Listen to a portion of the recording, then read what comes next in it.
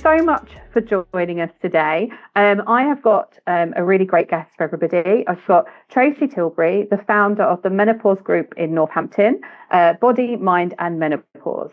So Tracy's going to come and have a chat with us all about what she's up to, her journey, and about the menopause, really. And I know it's a topic that we've discussed in the group and that a lot of us are kind of starting to edge towards or already in. So Tracy, thanks for joining us.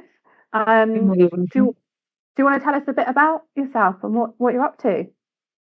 Yes, so I've got a background in HR, and when I was in corporate, we wanted to educate women within the industry. So I was in logistics, and we had many offices around the UK.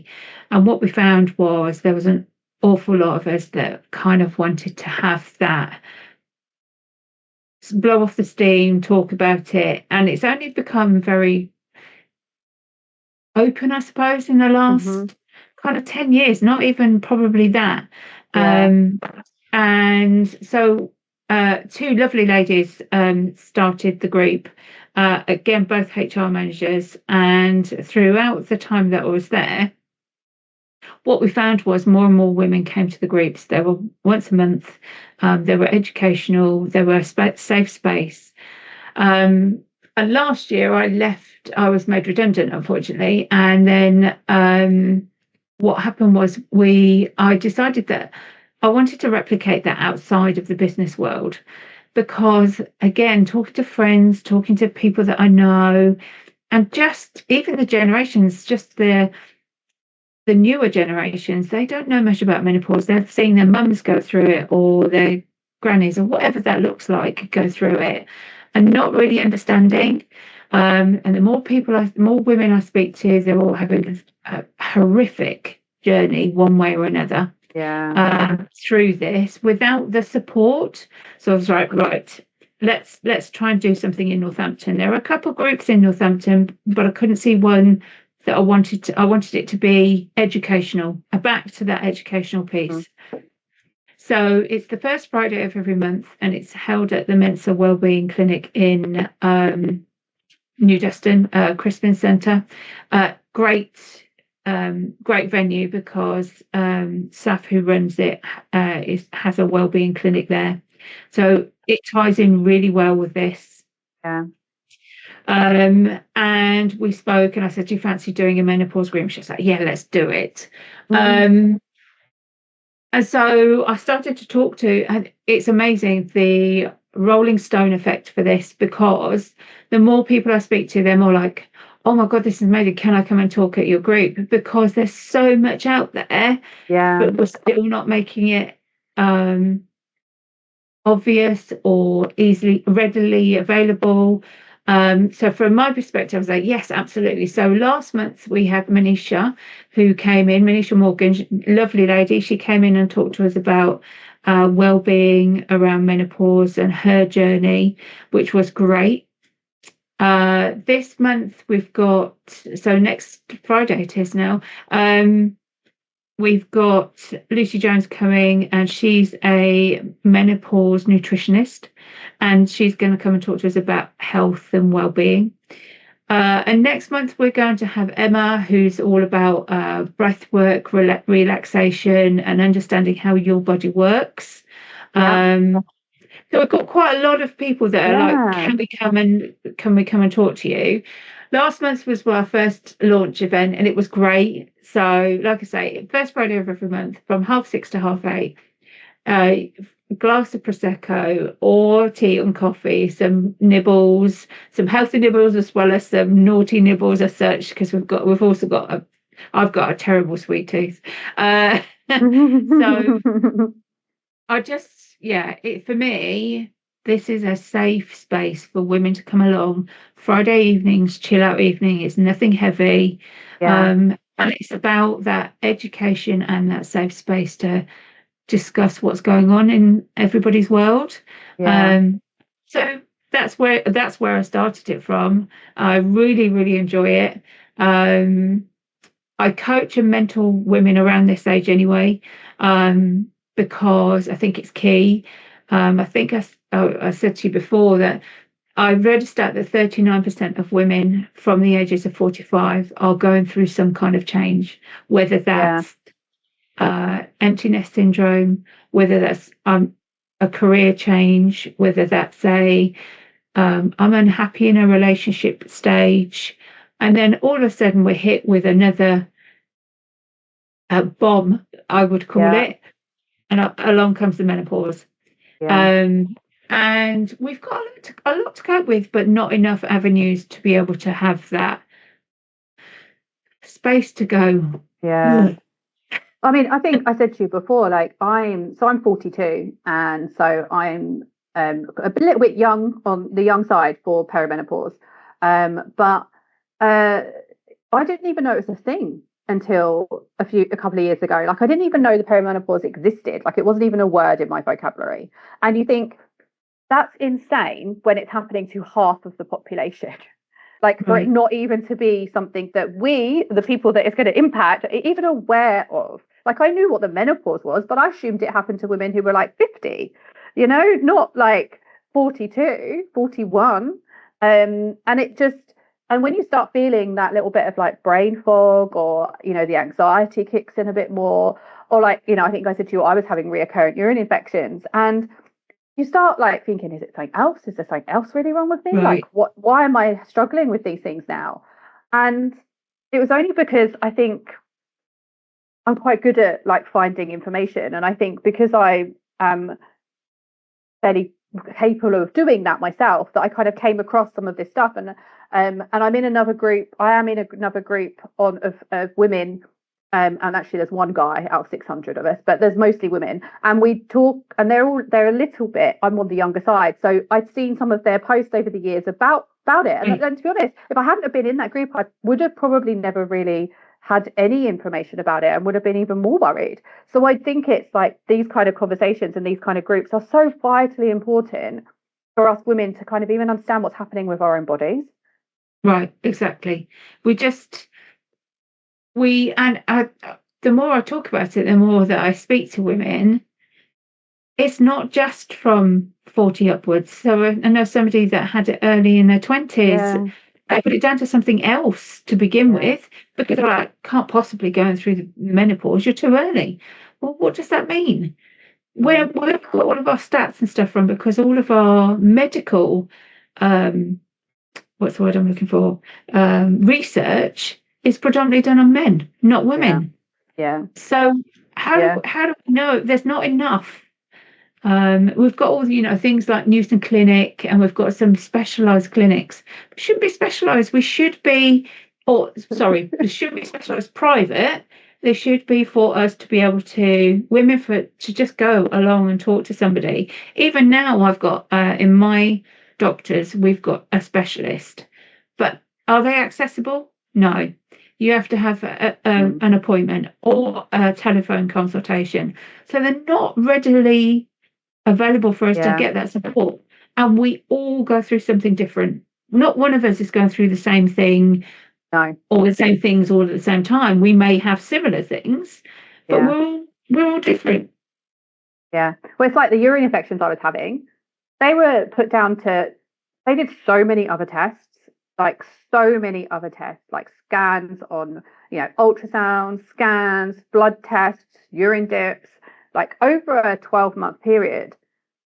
It was only when I went and said, I kind of read that it could be perimenopausal, and I've got a couple of the other symptoms, and here's a list that I printed out. And do you think I could try a low dose of HRT and see if it does anything? And thankfully, I had a GP that was, okay with me trying that, because I know other friends who've been to the GPs who've been turned away from having HRT, or they've been told they have to have a blood test, which depends on which time of the month you're in to whether the bloods will show what Right, they want to show or not. right, And I started the HRT, and then in 18 months, I've had one urine infection. And it's just like, it obviously was that, because right. it wouldn't have just stopped if it's the only other No, thing I changed. And it's nuts that they wasted all that time and energy on looking for other stuff when actually it was something that was happening to plenty of other women as well, right? So yeah, it's and I think talking about it and having conversations, and because I just think like the anxiety one as well, the anxiety piece, like so many women are just being prescribed anti-anxiety medication when actually it could just be menopausal, perimenopausal symptoms. And if they started a low dose of HRT, it could help with that as well. Right. You know, or just started Exactly. knowing like if you do this wellness stuff that might help you to feel better rather than medicating anyway. It's normalizing it. It's not, do you know what Yeah, I mean? At the minute, still in that, there's still, there's, I reckon, a little bit of stigma, or that's not being spoken about enough, or it's not being yeah, supported enough. For me, let's normalize this. Let's have these conversations, like you say. And the amount of ladies that I know have been given antidepressants. Oh, come on, people. You start talking about what is going on with female health. Where yeah, do we start with that rather than just assuming that um, we're depressed? No, not yeah, necessarily. We've got lots of hormones that we need to work out what is going on in our body. Yeah, and generalization again. The generalization. We're all different. We all need different types of um, HRT. So to begin with, I didn't go to my doctor's for a good couple of years because I just thought I don't need HRT. I'm just going to wing it. I'm just going to be fine. My brain fog was horrific. I wasn't sleeping, so I was getting maybe 4 hours of sleep a night, maybe 5. Going to bed, waking up around about anywhere between 2 and 4, and not going back to sleep until either anywhere between 3 and 6. And at that point, how much sleep am I actually getting? And yeah, how? yeah. And I was working in corporate at the time. I just got on with it. And in the Mm. end, my friend said to me, "For the love of God, Trace, go to the doctors." But I did the same as you. I did all my research first because I was expecting a battle. I was expecting to have to go through loads of tests because that's what I'd heard from my friends and all those Mm. kinds of things. So when I spoke to my doctor, I said, "These are the symptoms I have. I've got brain fog. I'm not sleeping. Um, I've got no mood swings. I've got no hot flushes, all the usual stuff. I think I'm going through the menopause." And again, my doctor was pretty good and said, "Yeah, okay, let's give you some estrogen." Okay, fine. Now, that was great, but unfortunately, they gave me estrogen gel, and that did not work for me at all. It made me the other end of the scale where a blade of grass could move and I'd be in tears because it was upsetting me. It was ridiculous. Yeah. Honestly, I was even my daughters were like, "Mum, what is going on? You're crying constantly." So I went back to the doctors and they said, "Oh, well, we'll try you on patches." Luckily, touch wood, patches work. But again, I was still quite hormonal. So in the end, I went to Newson because I just wasn't getting the specialized care I needed Yeah. through my doctors. And now I'm on all three because actually what they were saying was we've put all your estrogen up, but where's the rest of your testosterone and Yeah. progesterone? It's still Yeah. lagging. So we need to. So I'm on all three, and it works for me, and I sleep, which is amazing. Yeah. Yeah. Well, sleep is so important, isn't it? And I think it's so easy to just put up with crap sleep Right, and not do something to help. You right, know, and I think and it's easy as women to kind of, like you said, do what you did for a couple of years. I'll just soldier it's through. fine. Yeah, Like it's fine. It's too much hassle to go and try and sort it out. It will be a battle. And I think, the more it's talked about and the more people discuss it and the more we share and people learn, the more you're going to go to these appointments with your GPs feeling more empowered and able to have those conversations with them to try and get the support we need. And hopefully, if that continues, it will mean the health services will eventually maybe get better. Who knows? Who knows? I don't know.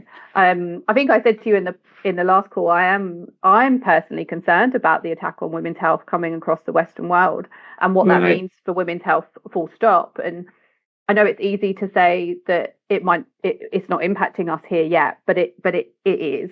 And change is going on in places like America that is really attacking women's health, is going to filter into the UK. And if we're already struggling to even get a basic level of healthcare for women right. going through menopause, how much worse? It's going to get worse. It's hard to see it getting better, isn't it? Like, so I feel like unless we're fighting for it and having these kinds of Right. conversations, how else does it get better? Exactly. And this is the bit where I think getting us all together to have those conversations, to be stronger, to be heard, to be listened to know that somebody else is going through something similar, to have those shared journeys and experiences, it makes us stronger. It makes us, think, no, I'm going to stand up for myself. I'm going to stand up for what is right. And that for me has always been the case for this kind of subject. I just think, come on, we're in the 21st century. Why are we still battling to be heard about what we're going through? What is normal for a woman to go through? Yeah, and why is It's it still not. and why is it still to some degrees behind closed doors?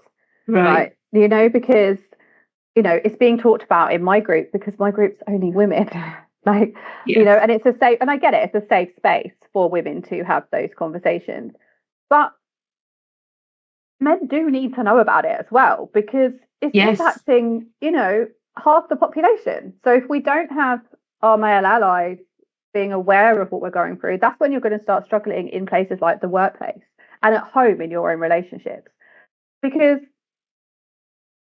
I said to my husband, my hormones have changed. Like they were the same for my whole life, and now they're not.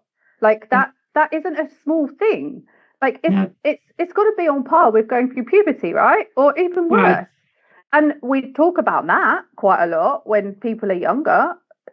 Why is it not talked about at this other side? It's like I don't know. I'm sure you know all of this anyway.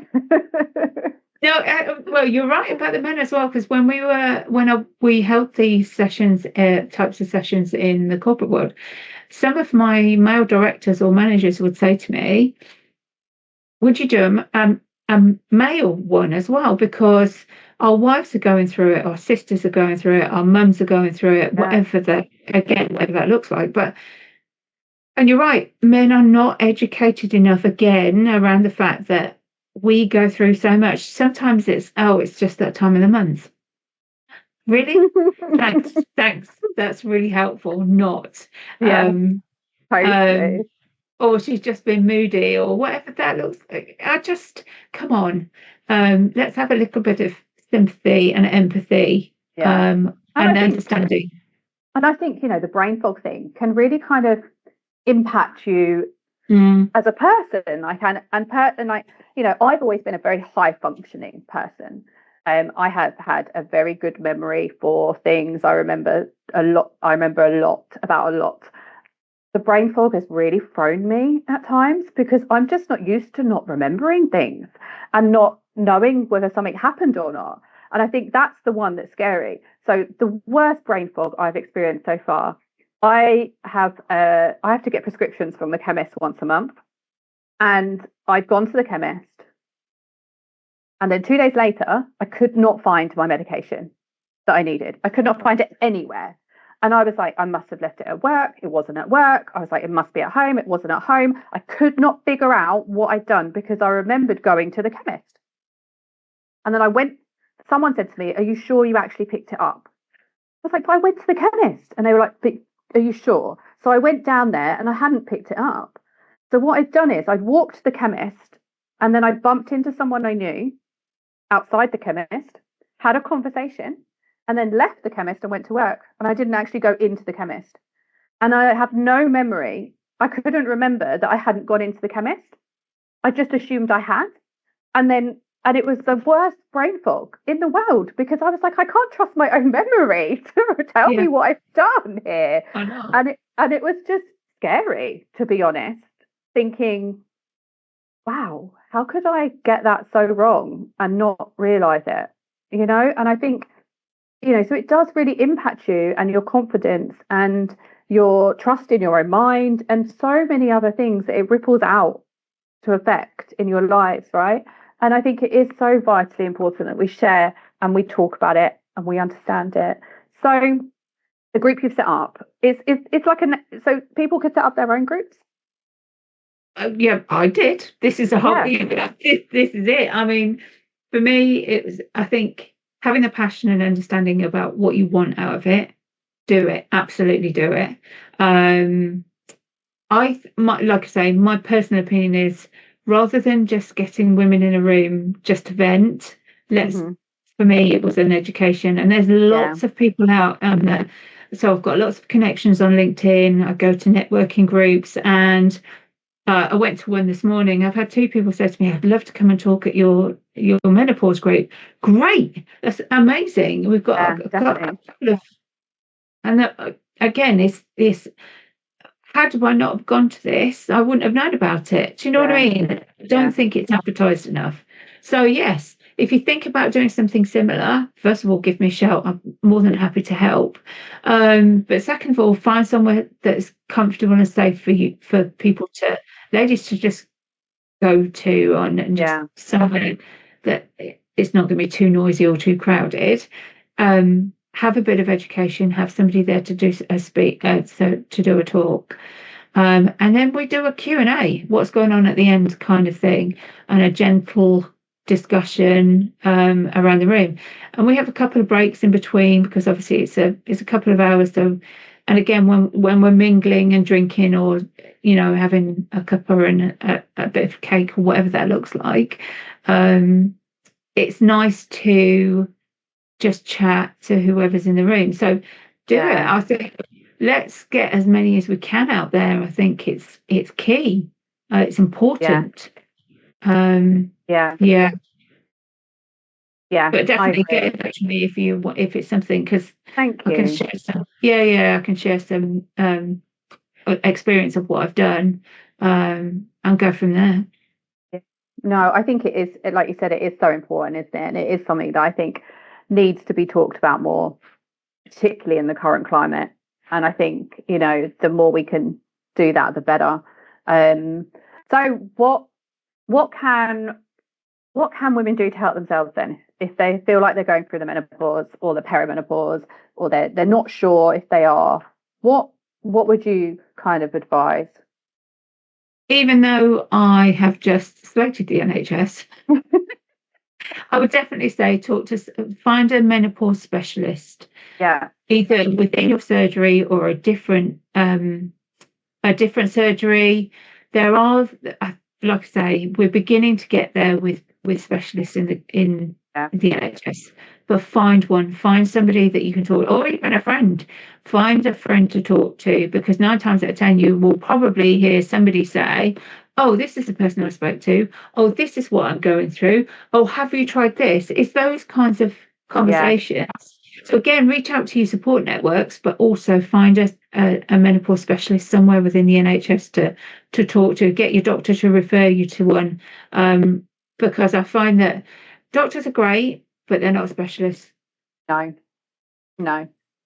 So and going back to your brain fog, a couple of ladies that I've spoken to thought they were going through dementia early because they weren't able to articulate or remember a word or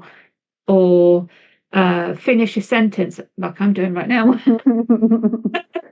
And a couple of them have said, you know, I've got dementia in the family. I honestly thought I was going on that slippery slope. As soon as I started taking HRT, totally different. And that's so scary. That's so scary that there's women out there that don't know, because we're not educated enough about menopause and menopausal symptoms, that women think that they could be suffering from dementia instead of it just being menopause. Not just menopause, but do you know what I mean? Like something that's not as scary as dementia. That's crazy, isn't it? Yeah, and however, what I would say is the rate of, I heard recently, I don't know the stats for definite, so I wouldn't want to quote them, but I'd heard that unfortunately the suicide rates for menopausal women is going up. And that is scary too, because we've got people that are going through it at an extreme of, this is how it's affecting my day to day. I mean, even brain fog affects you day to day, but those that struggle on a daily basis more than others, this is the bit where, come on, people, we should be talking more. Definitely. And you know, because there's been an increase in neurodiversity diagnosis in older women, right? In women in their 30s and 40s, late 30s, early 40s, particularly because women are so good at masking, and they present differently. Exactly that. And they present differently to boys, right? So where the Right. health studies weren't done against women, they were only done on boys, not girls. So girls don't present in the same way, so they don't get diagnosed in Right. the same way. So now we're seeing women in their late 30s, early 40s starting to get diagnosed more often with Right. neurodiversity. Or in menopause, like it's no wonder people are struggling Right. without the correct Exactly. support, especially if you're undiagnosed neurodivergent and then you're throwing in menopause as well. You don't know what you don't know, right? So it's no wonder people are struggling. And having two different challenges right there. Yeah. I've got a friend, a close friend. She's amazing. She's just been diagnosed with ADHD, and she's 44. And Mm. again, it's been masked up until this point, and not diagnosed. She's now going through the menopause, which also causes conflict with the ADHD a little bit. And I think it becomes harder to mask, right? If you're Right, struggling in other areas with other parts of your health and brain fog and stuff, it becomes harder to mask. Even if you right, didn't realize you were actively masking, I right. think There is no sometimes. actively masking, I don't Yeah, think. yeah. Yeah. And that's the thing, isn't it? So I think that, yeah, it's no surprise women are struggling. And I do, and I take my hat off to you for starting one of these groups, because I do think it's like the most amazing thing, and it's definitely something more and more people should be doing, because having that space. Well, I know how much feedback I get about the group, my little Facebook group, and how much people love having that safe space. Having a space that's like face to face is like another level to that, isn't Right. it? The connection and stuff on face to face Yes. stuff is completely different. And I think, I really do admire what you've done, because I think it's a Thanks. hugely important thing to have done to help other women when that's lacking from other places, really. Yeah, thank you. That I appreciate that. That's very kind of you. Um, I think for me, my goal is just to get this more spoken about, to create that safe space, um, to be able to come together united for Yeah, this, because, yeah, like I say, let's get that support out there, let's get that rolling, let's get our voices being heard, and not being shut down because we're hormonal women, whatever that. Do you know what I mean? That message. Honestly, it drives me mad sometimes. I could go on for ages about it, but well, it's that thing about men being brave and women being, what is it? Men are brave and women are like banshee like, or whatever, like some, are more like, emotional. emotional. Women are brave, women are emotional, men are brave, those kind of like, men are passionate, women are. But I do think we are, and I'm gonna um, debunk that myth, because I think we're much braver because we carry around so much more, Yeah, and we mask, we put on a brave face, yeah, we make sure that everything is still going, the house is still going, the kids are still going, all of those things. yeah. We're able to reproduce all of those things, and I just think, how amazing are we as women? We're not celebrated enough. Oh, 100%. I totally agree. And I think for me, even if we are a bit more emotional, I think that helps with the empathy. Like, I Yes. feel like, women, I would say, can be more empathetic. Right. And that's a power, like, to have. And I feel like there's society as a whole has made some women's traits be negative when actually they're positive. So, Yeah. and it's, and if talking about this kind of stuff helps other women just feel more confident in their bodies and themselves, that's a boost anyway, isn't it? Exactly. Exactly. Let's give back to all of the women that are struggling strength. Let's Yeah, support them, and yeah, give them that. And what do they say? Doesn't cost a lot to straighten another woman's crown. yeah, exactly that, 100%. And knowledge is strength. So I think you're right about the education point. And like, if someone's going to set up a Yes. group like this, having that education part Right. entwined in it is so important to have, rather than just having a space to offload, because I feel like that can, or not always be that productive. um And having the education part with it is great, because it empowers people to be able to understand and make decisions, and and things like that. So yeah, it's just, I could talk about this all day. Agreed. I'm the same, because I think what we took away, I put some feedback sheets, and I know damn well that last month each of the ladies left saying, we learned something different tonight. We learned something new, or I'm going to change this, or oh wow, I didn't realise that was normal. Yeah, that's so powerful, isn't it? Yeah. Like, yeah. And also crazy that women aren't given that education already. But it's so powerful that, that they're coming to these spaces and they're learning something new about themselves, that they can either take away, or they can just know. Sometimes makes you just feel better, doesn't it? That you're not alone, or you're not going through dementia, or so you're not going mad. You're not going mad, and it is normal. Definitely. And I think, a lot of the women working in our group, we're all working in, the finance industry to some degree. It's still very male heavily dominated. It's quite high pressure, it's quite high stress. And I think, there's definitely a space for, there needs to be support for women going through this change in their life, because the job isn't easy. Lots of jobs aren't easy, but this job isn't easy either. And it's having done it for years without the menopausal stuff, it's different doing it with that. It's a different skill set that you need to develop and learn, and different coping mechanisms you need to put in place in order to help you in your day to day. And that's a huge change it's massive to kind of implement, isn't it? So that's what I find, that when I'm coaching and mentoring women, that journey, because it's their journey, it's not going to happen overnight, but that journey that they go on to self-fulfillment or whatever, depending on where they're going and what's going on in their life. I do think I love watching the progress. I love being able to support in the background, because it's their journey, not mine. However, watching women empower themselves again, or finding their voice, or finding their feet, or whatever that looks like, I just think it's amazing. It's amazing.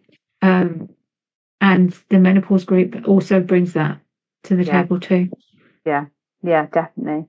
Definitely. Well, thank you so much for coming on to talk with us. I've really enjoyed it. I'm sure the people in the group will as well. And I've said before, I will share your contact details, so if anyone wants to get in touch to talk about setting up their own group, that's really generous of you to offer that support. Thank you. So thanks so much for being with us. Thank you ever so much, Kate. Thank you. You are welcome.